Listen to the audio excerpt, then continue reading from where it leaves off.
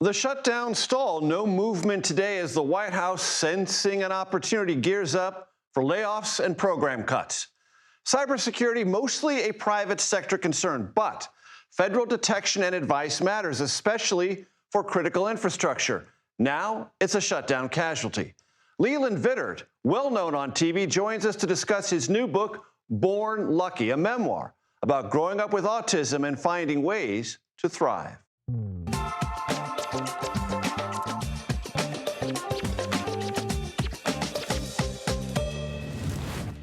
Hello, everyone. I'm Major Garrett in Washington. Welcome to the Takeout. I know. Wake me when it's over. That, understandably, is the sentiment most Americans feel when ensnared by the paralysis and partisan strife of a government shutdown. Well, the shutdown's not over, so it's your choice. Go back to sleep, metaphorically, or you could stay riveted to incremental developments. And for what it's worth, this time it might be wise to pay attention to those incremental developments because they may be more consequential than in previous shutdowns, and here is why. The Trump administration appears poised to use this shutdown to accelerate federal workforce firings and end federal programs it dislikes, increasing pain, it says, on Democratic constituencies and casting blame, if it can, precisely in that direction. Well, there could be firings, and that's their fault. And it could also be other things. I mean, we could cut projects that they wanted, favorite projects, and they'd be permanently cut.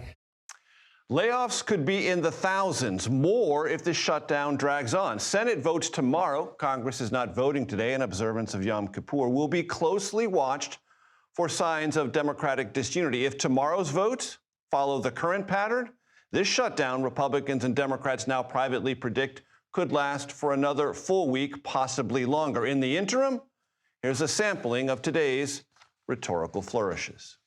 The president takes no pleasure in this. The president did not want a shutdown. I'm telling you this from my own testimony. I was in the Oval Office. He pleaded with Chuck Schumer and Hakeem Jeffries to do the right thing.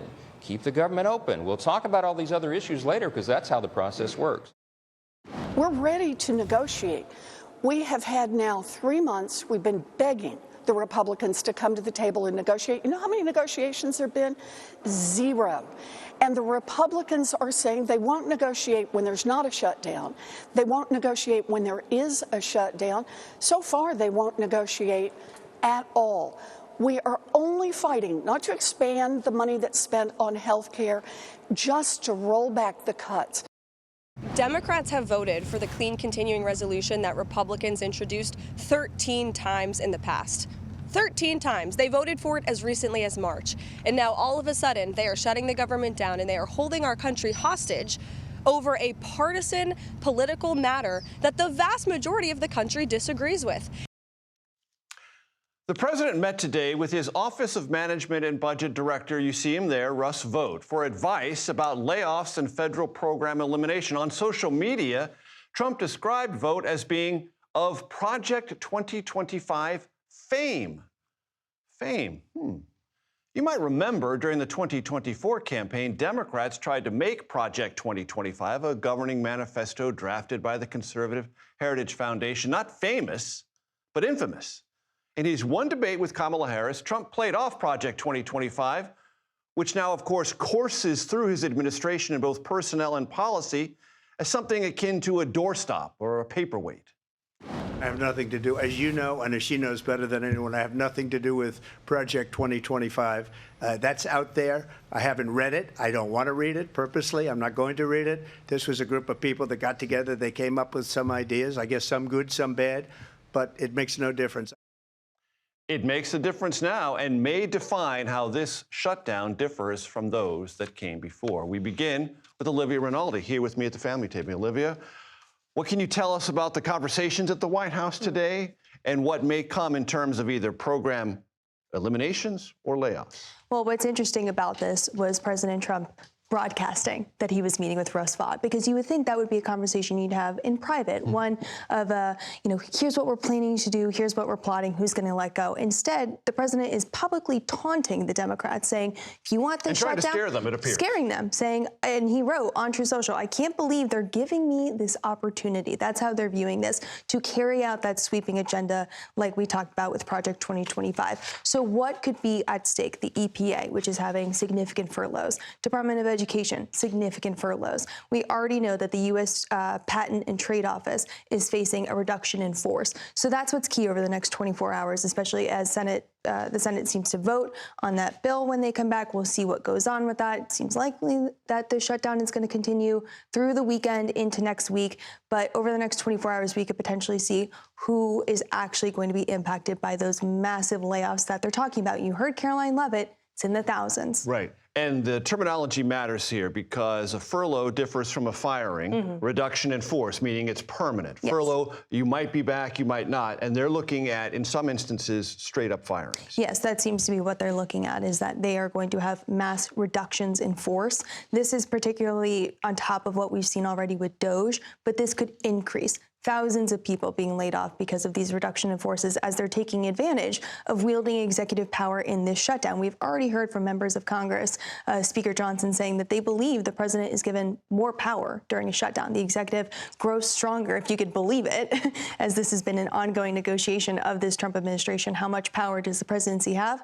They're willing to test it out in this shutdown. Willing to test it out. That's why this one could be very much different. Olivia Rinaldi, thank you so very much. Vermont Democratic Senator Peter Welch joins us now. Senator, good to see you. You know this is true. All shutdowns end, and when they do, voters in America are left to decide and separate the victor from the vanquished. How does this end, and who's going to be the victor and who's going to be vanquished?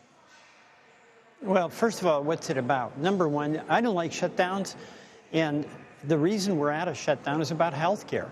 And it's also about the president telling Republicans not to talk to Democrats at all to resolve our policy differences. But at the heart of this is a very, very serious issue, and it's whether we're going to maintain the Affordable Care Act support for the millions of Americans who depend on it. And I want to step back a minute. I think this is important. In the first Trump administration, their goal was to repeal Obamacare. They tried on votes 60 times in the House, ultimately succeeded. But it was that famous, wonderful John McCain thumbs down vote in the Senate that saved it. The Obamacare survived, but in Trump too, they don't talk about it, but they're succeeding in doing it. That's what is so alarming. The one big beautiful bill, 15 million people are going to lose health care over 10 years. And now, with the lapse of the Affordable Care subsidies, working folks who pay for their health care with some taxpayer support are going to face premium increases in a place like Vermont of like $15,000 to $20,000 a year. That's what this is about for us. I want to read to you a comment that your colleague from Nevada, Catherine Cortez Masto, gave to National Public Radio in this context. She said, I don't believe in this idea that we have to harm some Americans to solve problems for others, meaning she's uncomfortable with this shutdown strategy pursued by the Democratic Senate leadership. Agree or disagree? Well, I agree. No, I agree with her. I mean, she's got a point. There are no winners here. But here's the situation, here's the choice we face.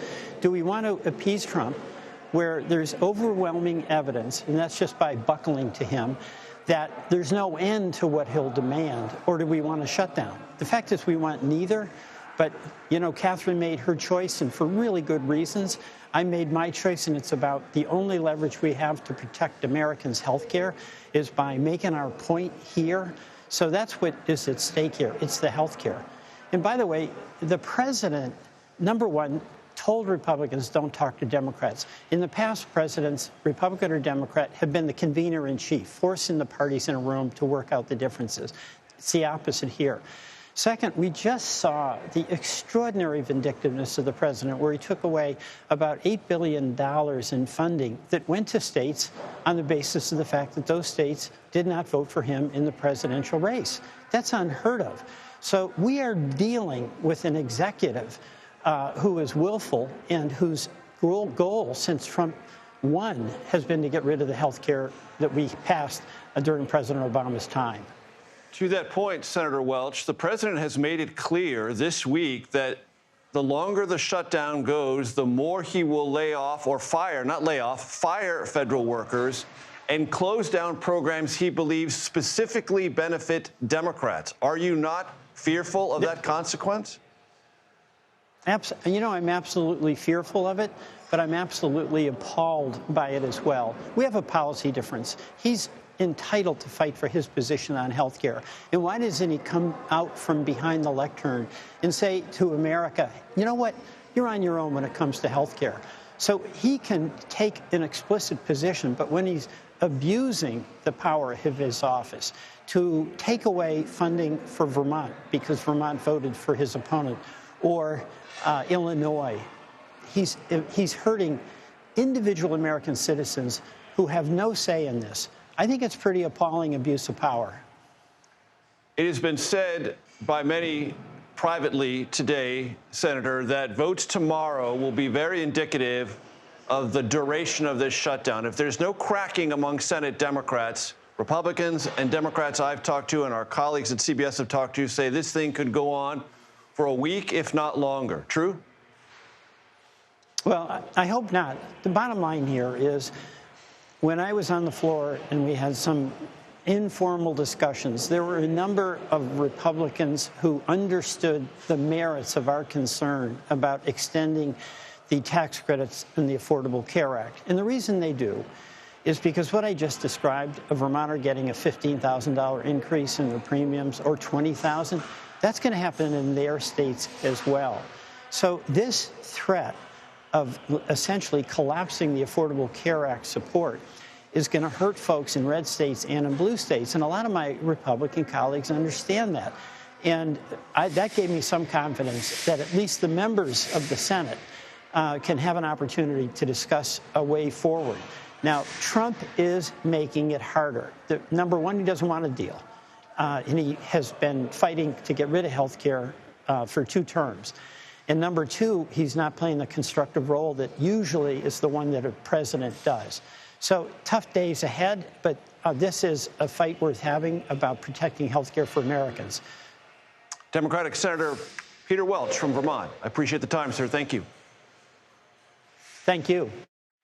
Shutdown stopped some basic government services. Here's an example. The Labor Department was scheduled today to release its weekly jobless claims, but the agency withheld that because, fill in the blank, of the government shutdown. Tomorrow's monthly jobs report also will not be released. But we have a glimpse into the job market through what's known as the ADP National Employment Report, which looks at private sector in the U.S., and that data showed the U.S. lost 32,000 jobs last month. For analysis on this, I turn with confidence, as I always do, to Kelly O'Grady in New York. So the ADP number is a snapshot. It is a sometimes debated snapshot about what's actually happening in the labor market, but it's the best snapshot we currently have. Well, that's right. And that's why you are going to see the Federal Reserve rely more on some of these alternative data sources because we aren't getting that jobs report. I was looking through the ADP report, Major, and for those at home, you know, the ADP report is they are a payroll company, right? So they have data in terms of what paychecks are being sent out, and they're able to triangulate the number of hiring, firings, things like that. And I thought what was interesting is that where the sectors that lost the most jobs from in September, it was really those industries that are driven by consumer demand. So think about travel and leisure, hospitality, restaurants. You're not going to go out and hire en masse if you don't have folks coming in. And of course, we have talked about this. We have seen especially low-income folks pull back a little bit on their spending because they are concerned with this uncertainty. The other data point that I want to bring in, Major, was another labor report that we got, the Challenger report. And it said that year to date, come September, we saw the lowest hiring numbers for the year since 2009. So what does that tell you? We have hired at the slowest rate since we were recovering from the Great Recession. Now, it doesn't mean that we're seeing mass firings, but it really speaks to those companies that have just pressed pause because of the uncertainty and said, I just don't see the reason to hire a bunch of people right now. And Kelly, it sounds like we need some different terminology because we have GDP growth that looks, if not robust, certainly healthy. And yet we have this job market that seems soft and stressed. And those things don't typically align. When you have growth above 2%, you usually have some kind of noticeable and beneficial job growth. But we have that above 2%, and yet job growth continues to lag. That seems to be an interesting phenomenon. It is, but I do want to break down that GDP piece because Q2, right, the second quarter, April to June, was quite positive, right, above 3%. But then if you go back to the first quarter, it was really, really struggling. It was negative. So when you put those two together, you don't see that rebound that we got in the second quarter. And a lot of it had to do with imports and exports that we've talked about before. But what I do want to emphasize is that the folks that are sort of fueling that GDP growth. Because remember, 2/3 of GDP is consumer spending. The heavy lifting is being done by that upper income group, the folks that are not losing their jobs, that are very comfortable, that are getting good salaries. And we really are seeing the lower income folks take that step back. And so, yes, we don't have the mass firings, but what I do want to put a button on is that if you are out of work, which some of these federal workers, as you were just talking about, may be soon, then you're going to have a lot harder of a time finding a job. And when that starts to pick up more and more and you see more people have that lag time, that's when you're going to see it impact GDP growth. One data point this year has been consistent. Longer and longer time of jobless Americans unable to find that next job. Kelly O'Grady, as always, thank you so very, very much. Still to come, day 2 of the government shutdown, and with both sides dug in, well, here's a question. Who will voters blame when they get a chance for the stalemate? Our reporter panel standing by to give us some answers on that. Cybersecurity gutted. The shutdown sidelines workers from the agency charged with protecting America's electric grid, water supply, and other critical services from hacking. And later this hour, with the Trump administration's Tylenol and autism claims grabbing headlines, we will talk with news anchor Leland Vittert on his journey with autism and a conversation about how that way we think about and how we talk as a society about autism is changing. The Takeout returns in 90 seconds.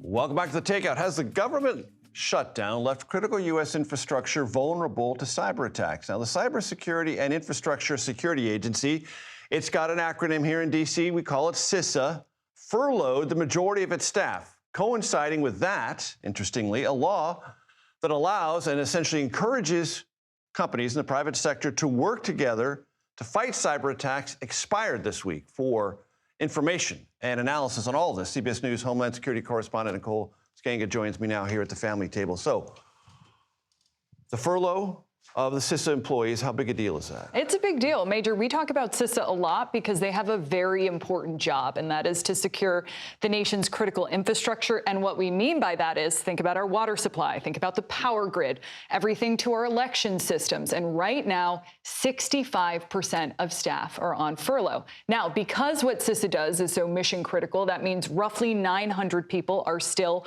working to defend the nation's cybersecurity. However, that being said, this is an organization that is already understaffed and overworked. And beyond that, the concern here is that some of the functions this agency does, threat analysis, incident response coordination, communicating with our local state representatives on cybersecurity efforts, it's going to go by the wayside. The bottom line is the longer the shutdown lasts, the more at risk we are. And keep in mind, it's not like cyber threats have diminished recently. We continue to see ransomware attacks, and we continue to see cyber espionage by nation states like China. And I would imagine in this environment, Nicole, those who watch this space are fearful that during a shutdown, bad actors would find this to be a more encouraging time with which to try to do destructive things. We know that bad actors look for when we're not looking, which is why we see an uptick in ransomware attacks during the holiday season. That's why Colonial Pipeline happened during a holiday weekend, Major. So that is a huge, in addition to what you mentioned about this legislation that has gone without reauthorization by Congress. And what does that do very quickly? CISA 2015 basically allows private companies to share threat information with the U.S. government without fear of legal liability. So it encourages a see something, say something attitude within the cyber realm. Now, that's important, Major, because 85% of our U.S. critical infrastructure is privately owned. So when we talk about private companies, we're not just talking about Walmart. We're talking about your local water municipality. Nicole Skangu. Important stuff. I appreciate it very, very much. Thank you. President Trump says he will cut jobs at, quote, Democrat agencies, unquote. The shutdown, layoffs, and the thousands of Americans that could be impacted by that. That's next, right here on The Takeout.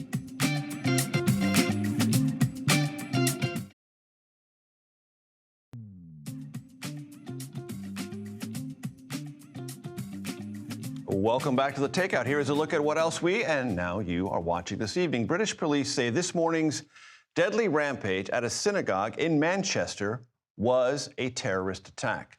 2 people were killed, 3 seriously injured when a man rammed a car into a crowd and stabbed people. It came during Yom Kippur services, the holiest day of the Jewish year. The suspect shot dead by officers at the scene. Federal and state officials expanded law enforcement efforts in Memphis as part of the Trump administration's crime crackdown. Attorney General Pam Bondi and Defense Secretary Pete Hegseth visited the city Wednesday, highlighting 53 arrests and, they say, the seizure of 20 illegal firearms since Monday. National Guard troops have started arriving in the city, but so far not been deployed.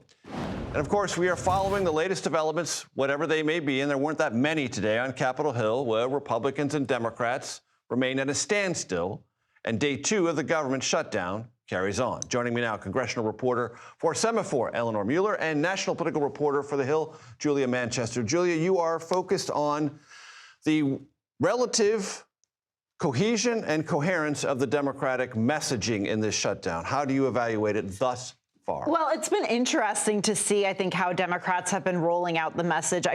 They're unified in obviously opposing the shutdown, but they have a very different strategy. So, for example, yesterday, the Democratic National Committee got a lot of pushback for a cat meme video they put out on TikTok explaining the shutdown. A number of Democrats sort of saying that it was dumbing down the situation. Trivializing something important. Exactly. But then you had, of course, Congresswoman Alexandria Ocasio-Cortez and Bernie Sanders put out their own explainer video talking about, sort of the ins and outs of the shutdown, what they're doing. And then there was this, 14-hour, I think, long live stream from House Democrats that, sort of was seen as somewhat botched in some areas. So I think they're on the right track, but it's the strategy with messaging which they're questioning. But I will say a lot of Democrats say they're finally excited. They have something to, fight against with the Trump administration. It's on this issue of health care, an issue that they've won on in the past, notably in 2018 and 2006. Eleanor, your thoughts and your observations and reporting? I think that Republicans might be maybe more united in their messaging than Democrats have been up until this point. They're hitting the whole undocumented immigrant issue pretty hard, even though there's been some pushback on what exactly they mean when they say that Democrats want to give health care to undocumented immigrants. But there are still small differences, which I think are interesting to note, particularly at this point as we're in kind of an extended standoff. And that's specifically the Senate Republicans, it seems, might be more open to talking about these enhanced Affordable Care Act subsidies that are going to bring premiums up when they expire than the House Republicans are, in part because they're dealing with these conservatives like the House Freedom Caucus chair who are not interested in talking about those credits. Right. And even if they are, and Republicans do say quietly and privately they are interested in talking about, they don't seem to be willing to have that conversation until the shutdown ends. They want Democrats to buckle. That's what we saw Speaker Mike Johnson say as recently as this morning. He's been saying this is a December policy issue. It is not a November funding issue, right. October funding issue. And it's been our sense that if there's no change in the voting patterns tomorrow, no votes over the weekend, so we've been told, and this thing could really drag on through next week. Yeah, I mean, lawmakers have told us that they expect this to last at least a week. But, you know, look, you have to wonder, once we see more public polling on this and also internal polling, you know, whether that's going to pressure either side. I mean, there was a Washington Post poll released earlier today that showed that a plurality of Americans, I think 47%, blame Trump and Republicans, smaller number. We have that graphic. There we go, right on the screen. As you say it, we bring it up. Yes, there you go. 30% Democrats in Congress, 23% not sure. So, you know, going forward, I think there's going to be a pressure campaign, not a campaign, but there's going to be pressure from the public. And also, look, we have two important elections coming up in Virginia and New Jersey, particularly in Virginia, where you see a lot of federal workers. They will be impacted. I am curious to see what the political consequences could be there. Yeah, and reverberations both in Virginia, where there are a lot of federal workers, less so in New Jersey, but I think this is going to play out in both of those governor's races. Do you your sense of that, Eleanor? It seems as if it is, and I think that you are right that it's going to take something happening outside of the Beltway to move the parties here in D.C. on getting to a funding agreement, whether that's some reason like we saw with one of the last shutdowns, which was air safety declining, or, you know, yeah, to your point, some ramification and some external statewide event races. that highlights that this shutdown is having real-world consequences, and someone's going to be held account for that. We mentioned the undocumented immigrants part. There is a whole nuance to this, and Republicans know when it comes to immigration, if you're arguing nuance, you're probably going to lose. And the nuance is, in the Biden administration, those who got asylee status, temporary protected status, or were on what is called parole could be eligible for some Medicaid. Very small percentage, but it's still real. And by asking for that to be brought back in, Democrats are, at the margins, exposed on this. And there was an exchange on CNN with Jake Tapper and the House Minority Leader about this. It was revealing. Watch it. But they talk about the provisions, and it's right here, Subtitle E, and this has to do with the repeal of health care subtitle changes, and specifically what it is. How they characterize it is you want to give health insurance to undocumented immigrants. I understand that's not really an accurate depiction, but what it does do is... It's a lie. Why even include that in a bill knowing that they're going to seize right upon that and use that to message? I understand that when you retake the House, you can get whatever you want passed, but at this point... Well, what we're doing is fighting to protect the health care of the American people against the largest cut to Medicaid ever. Classic example of a politician to try to bury the question and get on to something else. Yeah, absolutely. And I mean, look, I think I think Maxine Waters in particular got some heat when a conservative journalist at the Capitol asked her, you know, about her quote. I think she, you know, said literally, I think everyone should have health care, obviously not getting too specific, but it's something Republicans or Democrats are being pressured on the more Republicans really push this message. But I will say Republicans, the administration also getting some pushback. Earlier today, Caroline Leavitt at the White House was asked, you know, if someone, an undocumented immigrant in the country were to go to the hospital, emergency room, would they get health care? She didn't say. She said, oh, I'm going to leave that to the healthcare professionals and legal professionals. Yeah.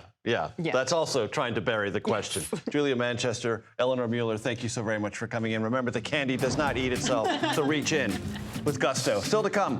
A look at the race to replace Iowa Republican Senator Joni Ernst. You see her right there. We're joined by one of the many Democratic candidates, first looking to win the Democratic nomination and then flip the Hawkeye state from red to blue. You're watching The Takeout.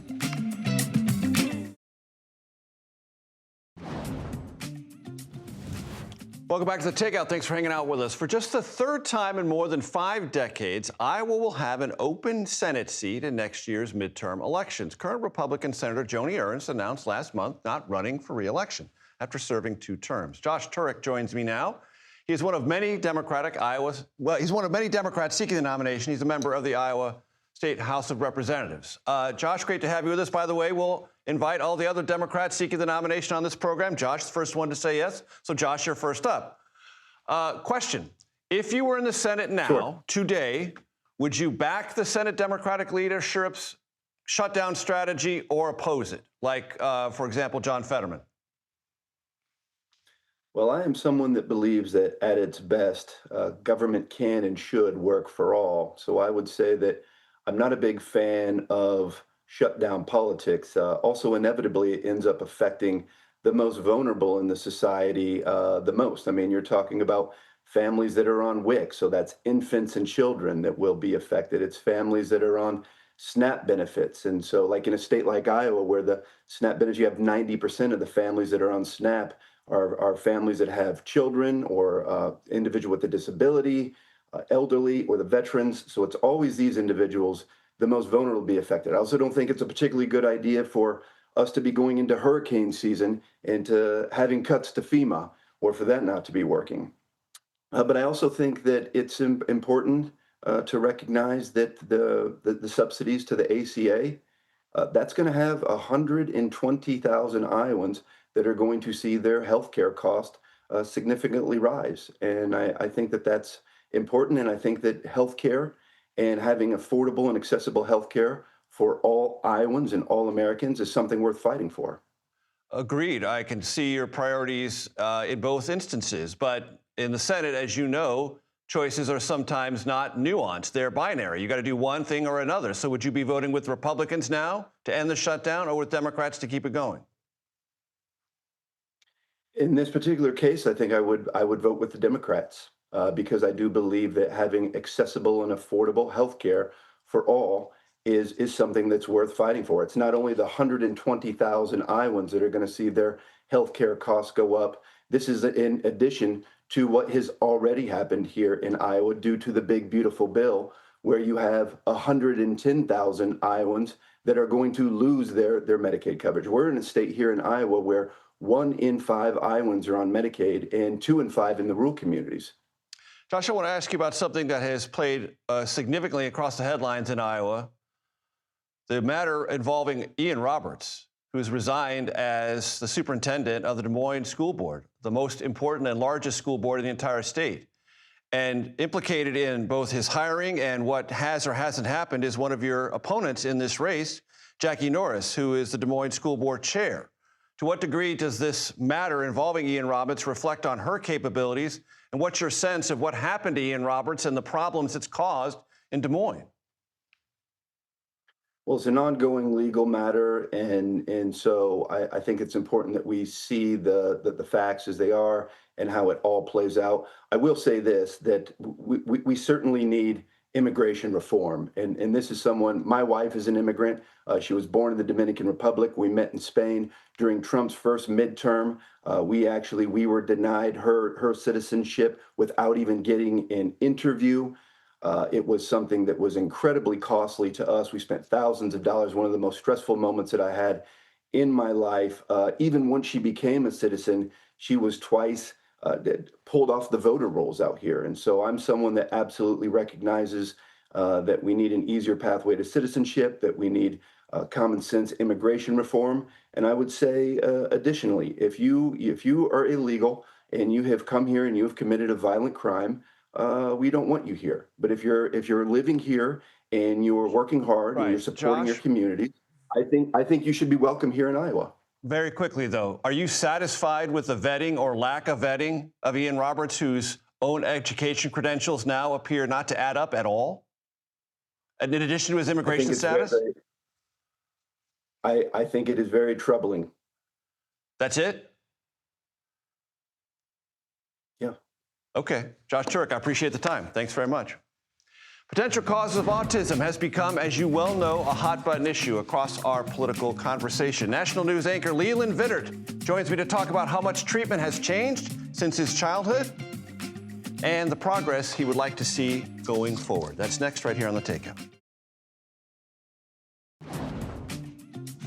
Welcome back and welcome to the Conversation Corner, my favorite part of our lovely, lovely set. The Trump administration's recent focus on Tylenol as a potential risk factor for autism is raising questions about the conditions, causes, potential treatment. In a new book, Born Lucky, News Nation anchor Leland Vittert writes about his experiences on the spectrum while not knowing about his diagnosis until college. Leland joins me now. It's great to have you. It's great to have you. You say in the book many things, and you wrote in the Wall Street Journal in an op-ed, I grew up with autism and it was hell. What was the hellish part? Look, I was unable to communicate, deal with kids my own age. And in 5th grade, after my parents took me out of one school because the bullying was so bad, it put me in another. My dad came over to see me and to hear that I was in PE class. So he walks up to the fields in the back of the school, knows the PE teacher, big guy, big football player. My dad knew him from another school. My dad was a great athlete. And he looks at the coach and says, hey, how's Lucky doing? Lucky's my nickname. And he says, I think he's doing better this week. My dad goes, great, let's go see him, looking down on the PE fields. And the coach goes, I don't think that's a good idea.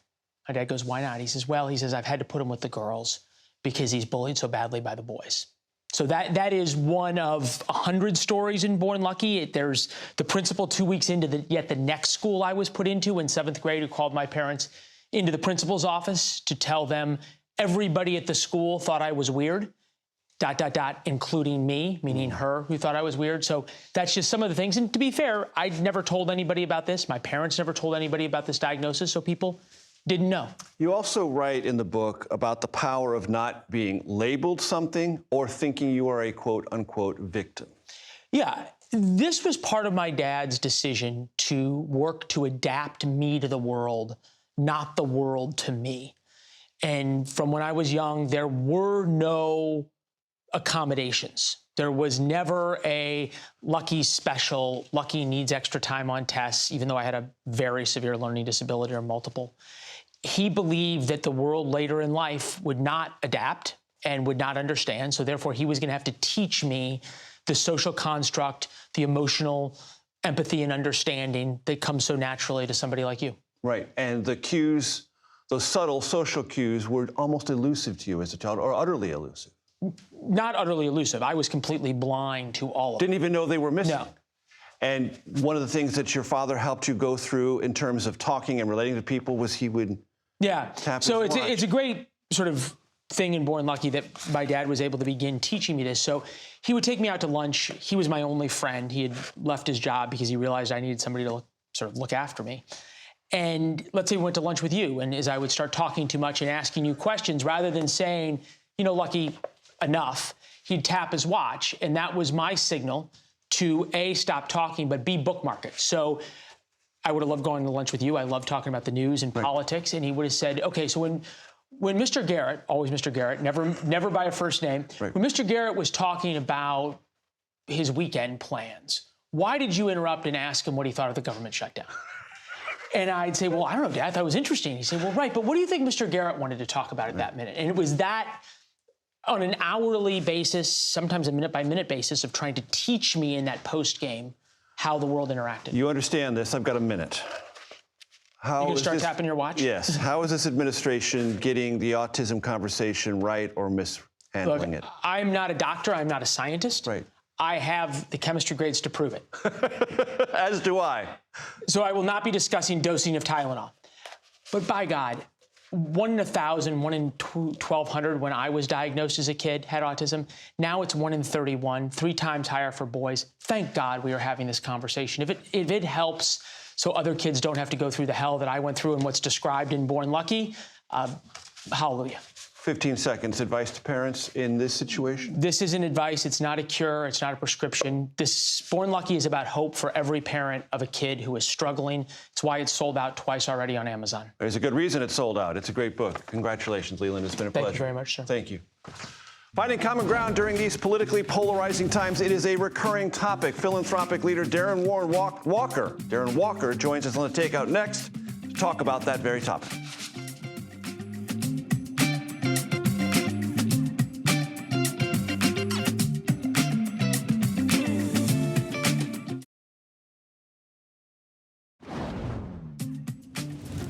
Welcome back. Darren Walker, the outgoing president of the Ford Foundation, has released a new book, The Idea of America, Reflections on Inequality, Democracy, and the Values We Share. It's a collection of 97 essays and speeches, as well as you might gather, reflections, many of which have never been published before. And they highlight Walker's goal of narrowing divisions among Americans. I sat down with him recently, and here's part of our conversation. You write about yourself, and it flows through the book. I've lived on both sides of the line of inequality. What do you mean by that? Well, my life is in many ways the idea of America realized. I was born in a charity hospital to a single mother. I never knew my father. As a little boy, we lived in a little shotgun shack on a dirt road in rural East Texas.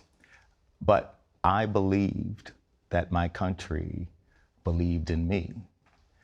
And that belief helped propel me forward, living in a country that in many ways cheered me on and made possible my getting on the mobility escalator, a good education, working hard, sacrificing, allowed me to, in spite of some of the challenges I faced, to find myself now at 66, living a very different life, living a life of the American dream as a kid who grew up in poverty, who in many ways was allowed to dream as a little boy in this country that believed in me, and those dreams became true.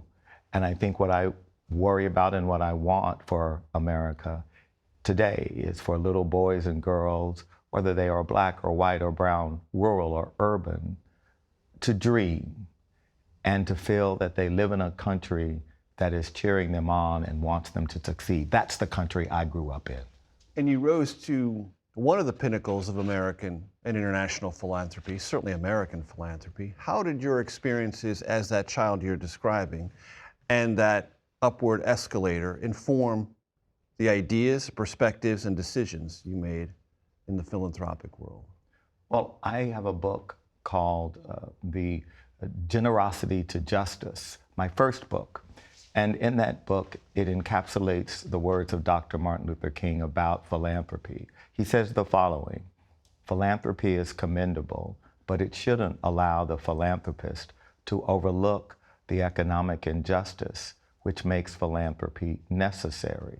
And so I was thinking about his words as I took the helm of the Ford Foundation. And what he was saying was, don't overlook the reasons, the underlying reasons people are in poverty or have poor health or find themselves disadvantaged in some way, that those reasons are often things that society does to them, not because they are bad people, but because they lose their job or because they have no health insurance. And so how do we, as philanthropists, address those underlying issues? And so for wealthy people, the challenge is to interrogate our own contributions. You know, we say we want to contribute to reducing poverty. All right, well, are we doing anything to contribute to that problem? And as part of that interrogation, did you or the people you rubbed up against at the Ford Foundation struggle with the idea that that very core inequality is what provides the wherewithal to make donations, philanthropically and otherwise? There's no doubt that there are contradictions in philanthropy. One becomes wealthy and then is challenged, is charged with fixing the problems of the poor. And this is commendable. I mean, American philanthropy is unlike philanthropy anywhere in the world. There are no societies as generous as Americans. But we have to understand what is happening in our country today. Far too many people are being left behind. We have a crisis of hope, and hope is the oxygen of democracy. So our work in philanthropy has to be, how do we bring more hope to the communities we are charged to work in? How do we fulfill our mission to reduce poverty, to ensure there is more justice and more fairness and more opportunity in our country? You can listen to our entire conversation on your favorite podcast platform. Happy Thursday, everyone. This is The Takeout. Relentlessly curious, reliably civil, occasionally clever. The Daily Report starts now.